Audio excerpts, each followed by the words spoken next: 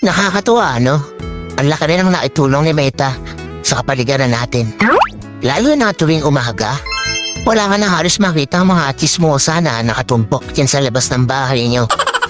Halos bihira na nga rin silang tumumpok dyan eh. Paano kasi? Mas gugustuhin pa nila na mag-isip ng content para sa reels nila maghapon. Oo, ayaw na nila makipagchismisan o makitumpok dyan sa labas ng bahay niyo. Actually, yung atensyon nila imbis na makipagchismisan, napunta na lang talaga sa pagre-reels. At ito pa ha, imagine niyo. Kung dati, bumibili lang ng mga lutong ulam yung mga yan, ngayon, sila na mismo ang nagluluto ng mga ulam. At kahit pritong itlog, inire-reels pa. Ganon kahusay si Meta.